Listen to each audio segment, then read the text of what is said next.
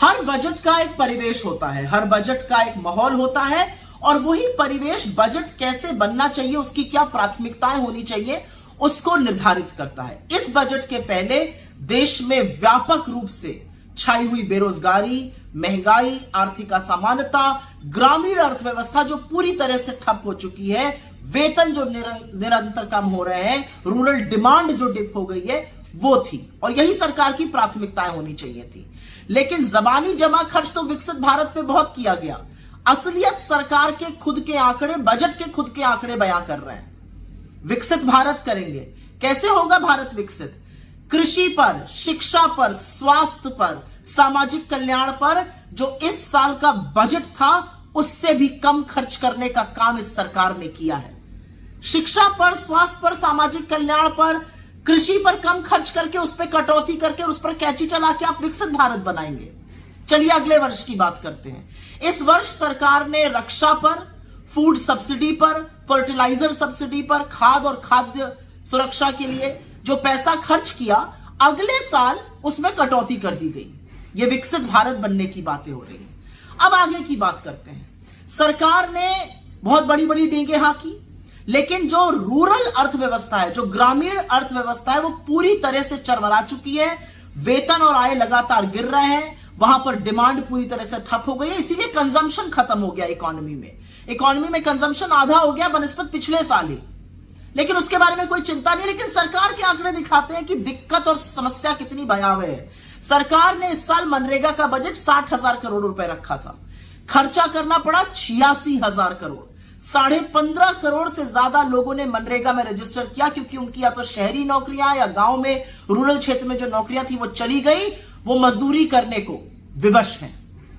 86,000 करोड़ रुपए, 26,000 करोड़ रुपए ज्यादा खर्चा करने पड़े। सरकार का अपना आंकड़ा दिक्कत बयां कर रहा है, लेकिन सरकार दिक्कत मानने को तैयार नहीं है। अब बात कर लेते हैं कुछ बड़ी बातों की। वित्त मंत्री निर्मला सीतारमण या तो किसी और प्लैनेट पे रहती हैं या उनका आंकड़े का सोर्स ही कुछ और है। उन्होंने बिना पलक झपकाए कह दिया कि औसतन आय जो है वो 50% बढ़ गई है। कौन सा आंकड़ा यह दिखाता है? क्या गरीबी, क्या भुखमरी, क्या बेरोजगारी, क्या आर्थिक असमानता के आंकड़े ये दिखाते हैं? असलियत तो यह है कि सरकार के खुद के पीएलएफएस ने अपने सर्वे में कहा है कि मासिक आय लगातार 25% घटी है। तो या तो वो सर्वे और वो डेटा झूठा है, या आज भ्रमित करने का काम वित्त मंत्री ने किया है। बड़े बड़े जबानी जमा खर्च के बीच एक और बात हुई, ग्रोथ पर खूब सीना ठोका गया। 6.4% ग्रोथ आपको विरासत में मिली थी 2014 में। 10 साल बाद एवरेज ग्रोथ रेट 6% से कम है और पिछले 4 साल की देख लीजिए तो 4% से भी कम है। इसके मायने समझते हैं ना आप लोग? ग्रोथ कम होने का मतलब है व्यवसाय कम होगा, ग्रोथ कम होने का मतलब है नौकरियां कम बनेंगी, ज्यादा बेरोजगारी, ज्यादा भुखमरी, ज्यादा महंगाई, ज्यादा आर्थिक असमानता, ज्यादा गुर्बत, ज्यादा गरीबी। लेकिन सरकार को इससे क्या फर्क पड़ता है? वो जो बोल देंगे चरण चुंबक मंडली उसको चला देगी। फिस्कल डेफिसिट पे खूब पीठ ठोकी निर्मला सीतारमण जी ने अपनी। 4.8% पे मिला था आपकी सरकार को 2014 में, 5.8% पे है, पूरा 1% ज्यादा। 10 साल में एक बार भी आप फिस्कल डेफिसिट का टारगेट नहीं मीट कर पाई हैं। अंत में एक ही बात कहूंगी, चेस के ग्रैंड मास्टर आपको याद आए निर्मला जी? काश हमारी इस देश की होनहार कुश्ती लड़ने वाली वो बेटियां भी याद आई होती जो न्याय की गुहार लगा रही थी, जिन्होंने अपने बड़े बड़े अवार्ड वापस किए, लेकिन आप लोगों के कान पे जू तक नहीं रहेंगी। बहरहाल आपकी प्राथमिकताओं की जो कच्चा चिट्ठा है वो तो आपने ही बयां कर दिया। ये कुछ आंकड़े आपके सामने रख रही हूं जिसको वर्ड काउंट कहते हैं।